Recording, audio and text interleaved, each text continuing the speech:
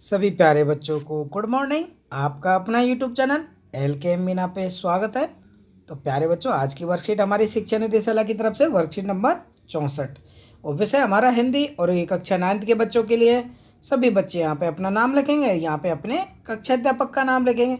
आज की तारीख बेटा हमारी 7/12/2020 और ये हमारी रिपीटेड वर्कशीट है। ये पिछली वर्कशीटों में भी आ चुकी है, तो इसे हम अच्छे से पढ़ेंगे क्यों, क्या पता हमारे एग्जाम में यही आ जाए। ठीक है बेटा, तो आप सब इस वीडियो को अंत तक देखें। तो शुरू करते हैं वर्कशीट शुरू करने से पहले अगर आप मेरे यूट्यूब चैनल पर नए हो तो सबसे पहले प्लीज़ यूट्यूब चैनल को सब्सक्राइब कर दें, बेल आइकन को ज़रूर दबाएं।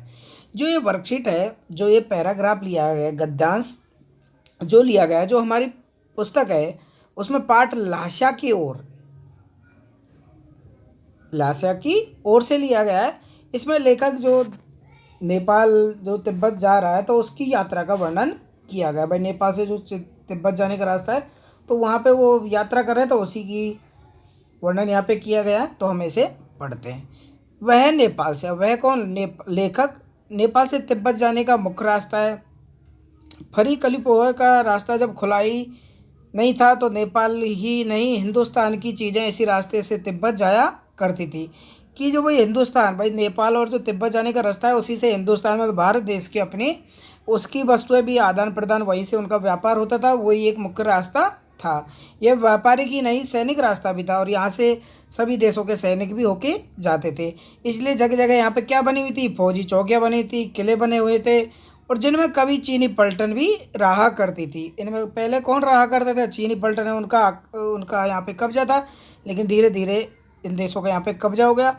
आजकल बहुत से फौजी मकान गिर चुके हैं, जो पुराने मकान हो चुके हैं वो गिर चुके हैं। दुर्ग के किसी भाग में जहाँ किसानों ने अपना बसेरा बना लिया, वहाँ पर अब कुछ घर आबाद दिखाई पड़ते हैं।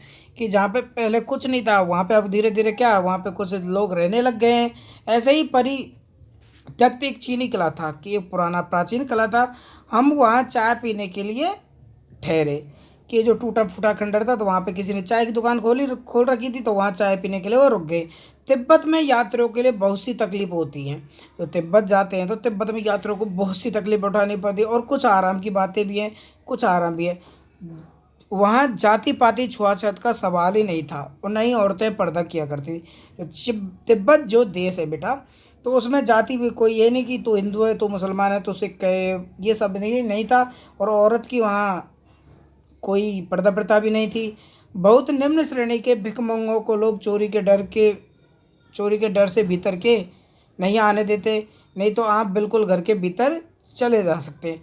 कि वहाँ पे कुछ जो भिखमंगे होते हैं, हमारे यहाँ भी होते हैं, तो वो क्या, कई लोग तो घरों के अंदर ही घुस जाते हैं। तो वो क्या करते हैं, वो भिखमंगों को घर के अंदर नहीं आने देते थे। ठीक है बच्चों, तो ये आपका गद्यांश कंप्लीट होता है। आप इस गद्यांश से आप प्रश्न उत्तर छाटेंगे। ठीक है, तो आप खुद भी छाटना सीखें पहले। भाई इन प्रश्नों को, उत्तरों को अच्छे से छाट पाते हैं या नहीं पाते, फिर वो जो मैं बता रहा हूँ उन क्वेश्चनों को आप मिलान करेंगे। ठीक है, देखते हैं आप कितने अच्छे से अंक ला पाते हैं। ओके, तो पहला क्वेश्चन देखें। आप पहले खुद कर दें, फिर मेरा क्वेश्चन मिलाए, आंसर मिलाए। लेखक कहाँ की यात्रा पे निकला था? लेखक लासा की ओर, जो लासा तिब्बत में जगह उसकी यात्रा के लिए निकला था। ठीक है, यह रास्ता व्यापारिक नहीं था, सैनिक रास्ता भी था। कैसे पता चलता है? कि रास्ते में जगह जगह क्या बनी थी? फौजी चौके बनी थी, किले बने हुए थे, जिससे यह पता चलता है कि यह रास्ता व्यापारिक नहीं था, सैनिक रास्ता भी था। ओके स्टूडेंट, अब देखते हैं हम दूसरा क्वेश्चन, तीसरा। कि तिब्बत में यात्रियों के लिए क्या आराम की बातें थी? कि तिब्बत में जातिवाद तथा छुआछूत और इत्यादि बिल्कुल नहीं था और यात्रियों को बहुत आदर सत्कार भी वहाँ किया जाता था। बहुत निम्न श्रेणी के भिखमंगों को लोग किस डर से घर के भीतर नहीं आने देते थे? कि बहुत निम्न श्रेणी के भिखमंगों लोग चोरी के डर के कारण घर से अंदर नहीं आने देते थे। ओके स्टूडेंट, अब देखते हैं हम पांचवा क्वेश्चन। कि आपने कभी कोई यात्रा की होगी, तो आपने किन किन कठिनाइयों का सामना यहाँ पे किया? तो वो आप लिखेंगे कि मेरे अनुसार लिखें, मैंने पिछले वर्ष लखनऊ की यात्रा की। यात्रा में कई प्रकार की कठिनाइयों का सामना करना पड़ा।